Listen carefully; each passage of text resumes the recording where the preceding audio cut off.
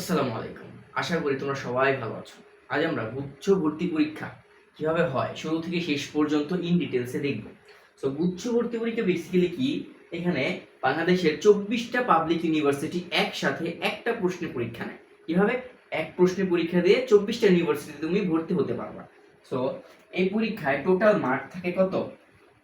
এই ভর্তি পরীক্ষায় টোটাল মার্ক থাকে তোমার 100 100 পরীক্ষায় ভর্তি পরীক্ষা হয় এবং সময় থাকে তোমার 1 ঘন্টা। আর সেখানে পাস মার্ক থাকে 30। তুমি যদি 30 না পাও তাহলে তুমি পরবর্তীতে অ্যাপ্লাই করতে পারবে না। তাহলে টোটাল মার্ক থাকে 100 আর সময় থাকে 1 ঘন্টা এবং পাস মার্ক থাকে 30। এবং আরেকটা প্লাস পয়েন্ট হচ্ছে এখানে জিপিএ তে কোনো মার্ক থাকে না। মানে অনেকে আছে ধরো যে জিপিএ খারাপ থাকলে এইচএসসি অথবা এসএসসি জিপিএ খারাপের কারণে যে একটা মার্ক থাকে সেই মার্কটা কম পায়, যার ফলে অনেক হাজার সিট পিছিয়ে যায়। তো সেক্ষেত্রে এটার সমস্যা নাই যে গুচ্ছ ভর্তি পরীক্ষা জিপিএতে কোনো আলাদা মার্ক থাকে না। তুমি যদি 4 পয়েন্টও পাও তাও তুমি যে এ প্লাস পেয়েছে তার থেকেও উপরে যেতে পারো, ভালো মার্ক তুলতে পারবে। আর এখানে ক্যালকুলেটর অ্যালাউ না, মানে ক্যালকুলেটর ইউজ করতে পারবো না। আর নেগেটিভ মার্ক অবশ্যই আছে, এক প্রতি ভুল উত্তর জন্য কত 0.25 করে কাটা যাবে। 100টা এমসিকিউ থাকবে কিন্তু। আর এখানে ফি 1500 টাকা।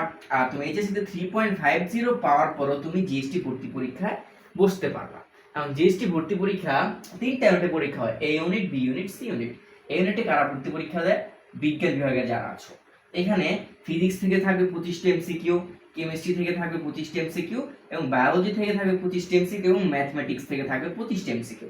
এখন এখানে কি দেখো, ইংলিশ এবং বাংলা এটা কি? এখন ধরো তোমার অপশনাল সাবজেক্ট আছে ধরো ম্যাথ। এখন তুমি মন চাইলে তুমি ম্যাথ দাগাবা না, ম্যাথের পরিবর্তে তুমি ইংলিশ দাগাতে পারো অথবা বাংলা দাগাতে পারো। অথবা ধরো তোমার অপশনাল সাবজেক্ট ছিল বায়োলজি, এখন তোমার মেইন সাবজেক্ট ম্যাথ, তাহলে তুমি কি করবে? বায়োলজির পরিবর্তে তুমি হয়তো ইংলিশ দাগাতে পারো অথবা বায়োলজির পরিবর্তে তুমি বাংলা দাগাতে পারো। মানে অপশনাল সাবজেক্টের পরিবর্তে তুমি এগুলো চেঞ্জ করতে পারো। এই পরবর্তীতে আসো বিজ্ঞান, বি ইউনিট, মানবিকদের জন্য। এখানে কি থাকে? বাংলাতে থাকে 35 মার্ক এবং ইংলিশে থাকে 35 মার্ক এবং জিকে বা সাধারণ জ্ঞানে থাকে তোমার 30 মার্ক। আর পরবর্তীতে সেই ইউনিটে থাকে তোমার কি বাণিজ্যদের জন্য, বাংলাতে 15, ইংলিশে 15 এবং হিসাব বিজ্ঞানে 35 এবং ব্যবসায় সংগঠনে থাকে কত? 35 মার্ক। এ হচ্ছে তোমার এদের জেনারেল মান বন্টন। এখন ভর্তি পরীক্ষা কিভাবে হয়, কিভাবে ডিটেলস তোমাদের বলি। যে শুরুতে তুমি কি করবা? একটা ভর্তি পরীক্ষা অ্যাটেন্ড করবা। ধরো তুমি ভর্তি পরীক্ষা দিয়ে 40 মার্ক পেলাম, 30-এ কিন্তু পাস, তুমি 40 মার্ক পাইছো।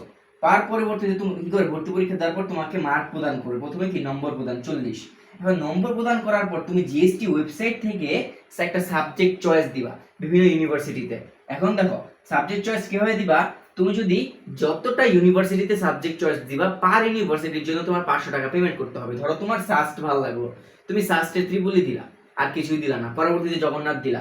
তুমি যদি একটা সাবজেক্টও দাও তোমার 500 টাকা দিতে হবে। আর 500 টাকা দিয়ে দিলে তুমি ওই ভার্সিটির সকল সাবজেক্ট দিতে পারবা।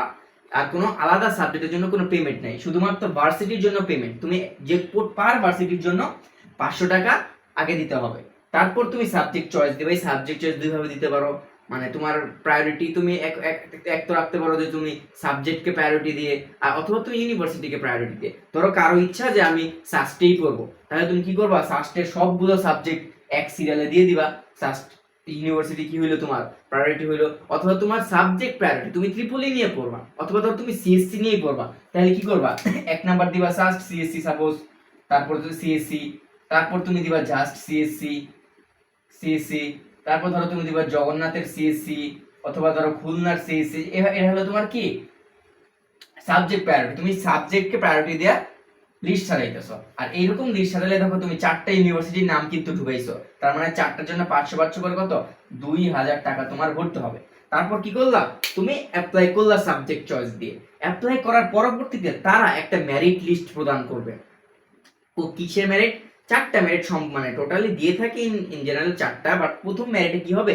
তোমাকে দেখাবে তুমি কোন সাবজেক্টে চান্স পাইছো। এবং বাকি তোমার ধরো তুমি খুলনার সিএসসি তে চান্স পাইলা, এখন তোমার উপরে আছে কয়টা? 3টা। উপরে এখনো 3টা আছে। এখন তোমার সাস্টে ওয়েটিং দেখাইলো 20টা, সি জাস্টে দেখাইলো ধরো 10টা, আর জে নিতে দেখাইলো ধরো 5টা ওয়েটিং আছে। তার মানে কি পরবর্তী তোমার ওয়েটিং এ এগুলো উপরে সাবজেক্ট পেতে পারো। এখন এইখানে কিন্তু কাজ শেষ না। তুমি যখন খুলনা ইউনিভার্সিটি সিএসসি পাইলা, এখন তোমার একটা চূড়ান্ত তোমার কি করতে হবে? কনফার্ম করতে হবে। কি করতে হবে? ফার্স্ট কি করলো? সাবজেক্ট চয়েস দিলা, তার পরবর্তী তোমাদের মেরিট প্রদান করলো ফার্স্ট মেরিট, তারপর তোমার কি করে প্রাথমিক ভর্তি নিশ্চয়ন করতে হবে। তুমি যদি এই প্রাথমিক ভর্তি নিশ্চয়ন না করো তাহলে তোমার সম্পূর্ণ ভর্তি প্রক্রিয়া ক্যান্সেল।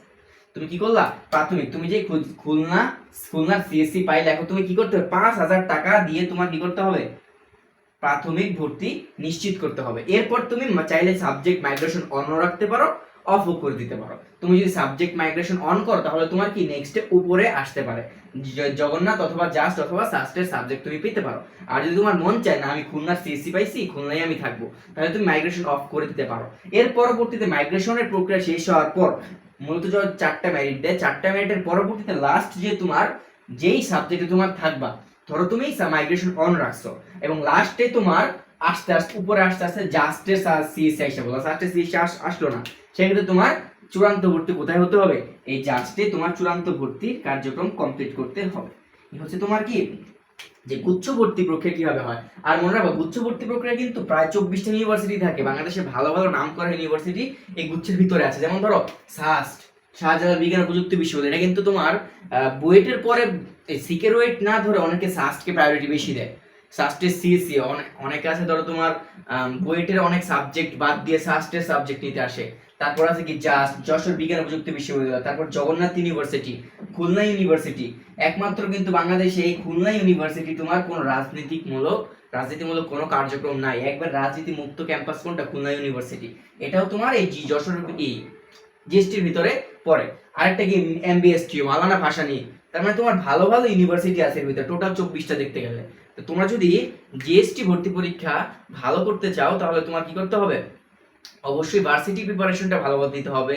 তো এই বছর কিন্তু জিএসটি ভর্তি পরীক্ষা একটু ডিফিকাল্ট হয়েছিল, মানে ভার্সিটি স্ট্যান্ডার্ড হয় নাই, এই ইঞ্জিনিয়ারিং স্ট্যান্ডার্ডের মতো হয়ে গেছিল কি জিএসটি ভর্তি পরীক্ষা। সো তোমার প্রিপারেশন একটু হাই থাকতে হবে, যত ভালো প্রিপারেশন নিবা তোমার চান্স পাওয়ার সম্ভাবনা তত বেশি বাড়বে। সো তোমাদের যদি ভর্তি প্রক্রিয়া রিলেটেড কোনো সমস্যা থাকে তাহলে তুমি 018252032 এই নাম্বারে হোয়াটসঅ্যাপ করে আমার সাথে কথা বলতে পারো, যে এনি টাইপ অফ প্রবলেম, যে কোনো ধরনের সমস্যা যদি তোমার থাকে ভর্তি প্রক্রিয়া রিলেটেড আমাকে আস্ক করতে পারো, অথবা তোমার এখানে না করেও ইউটিউবে আমার পেজের লিংক দেওয়া আছে, তুমি পেজে আমাকে মেসেজ করতে পারো। আসসালামু আলাইকুম, আল্লাহ হাফেজ।